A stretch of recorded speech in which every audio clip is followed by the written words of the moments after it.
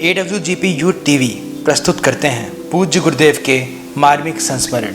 लेखक हैं पंडित लीलापत शर्मा। स्वर है प्रखर सक्सेना का। गुरुदेव एक सच्चे ब्राह्मण। एक दिन हम अखंड ज्योति संस्थान आए।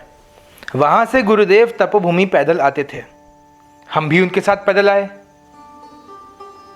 गायत्री माता के दर्शन करने के बाद गायत्री माता के सामने खुला चौक था, उसमें धूप में बैठ गए।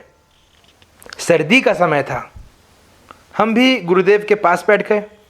उसी दिन घनश्याम दास बिरला तपोभूमि आए और गुरुदेव के पास बैठ गए। काफ़ी देर तक गुरुदेव की बिरला जी से बातें होती रहीं। बिरला जी ने गुरुदेव से कहा, तपोभूमि में यज्ञ आदि का खर्च काफ़ी है। आचार्य जी, आप कहें तो हम भी आपकी मदद कर दें। गुरुदेव ने बिरला जी से कहा, आपको कौन देता है? बिरला जी बोले, हमको भगवान देता है।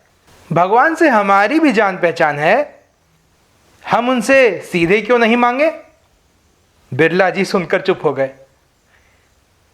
गुरुदेव का इतना ईश्वर विश्वास देखकर हम नतमस्तक हो गए। हमने सोचा, कितने आत्मविश्वासी हैं गुरुदेव।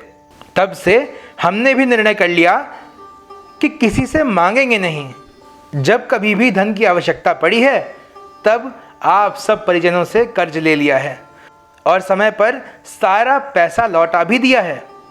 किसी से मांगा नहीं है। गुरुदेव ने हमको हर प्रकार से शिक्षा दी है। उनके पास बैठने से ही उनके विचारों का हम पर पूरा प्रभाव पड़ा है।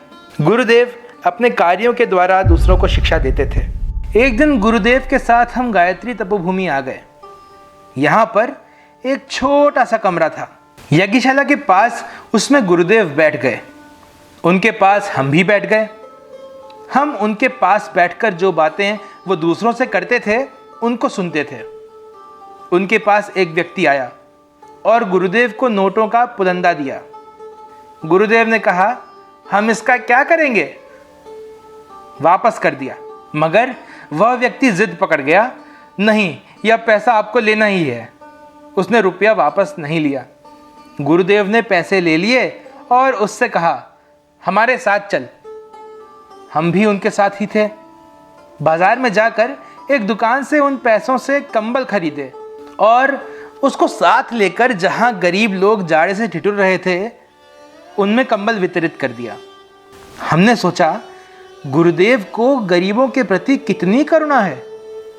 जब भी गुरुदेव किसी दुखी को देखते थे, उनकी आंखों में आंसू आ जाते थे और उनके पास जो भी सुख साधन थे उसको बांट देते थे और उनके दुखों को बटा लेते थे।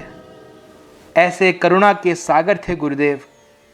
गुरुदेव जब भी अखबार में पढ़ते थे कि दहेज के कारण लड़की को जला दिया गया, तो उनकी आंखों में आंसू आ जाते थे।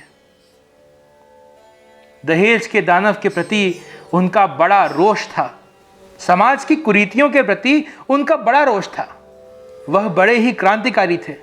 गुरुदेव सारे दिन समाज की सेवा करते थे। हमने जीवन में गुरुदेव से बहुत कुछ सीखा है। एक बार गुरुदेव अज्ञातवास में जा रहे थे, तब करीब 30-40 कार्यकर्ताओं को बुलाया था। गायत्री मंदिर के पीछे जहां अब कार्यकर्ता रहते हैं, वहां पर एक हॉल था। अब उसके कमरे बन गए हैं। वहां पर गुरुदेव का प्रवचन हुआ था। गुरुदेव अज्ञातवास में चले गए, तब हमको भारी दुख हुआ। माता जी ने कहा, उनको उनका कार्य करने दो। मैं तो तुम्हारी मां हूं और पास ही हूं। हमको यही सांत्वना माता जी ने दी। प्रिय श्रोताओं, एक सच्चा ब्राह्मण वास्तव में कैसा होता है, यह हमें आज के प्रसंग से सीखने को मिलता है। परम पूज्य गुरुदेव का जीवन मितव्ययता, शालीनता और स्वाभिमान की एक जीती जागती मिसाल था। हमें आज यह समीक्षा करनी होगी कि क्या हम सचमुच ब्राह्मणोचित जीवन जी पाए?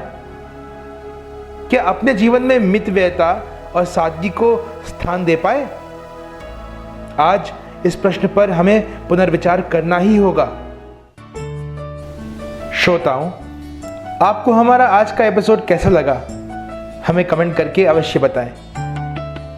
अगला अंक बहुत महत्वपूर्ण है क्योंकि अब लीलापत जी के जीवन में वह मोड़ आने वाला है जिसके बाद उनके जीवन की दिशा धारा ही पलट गई। इसीलिए हमारा अगला अंक देखना बिल्कुल भी ना भूलें।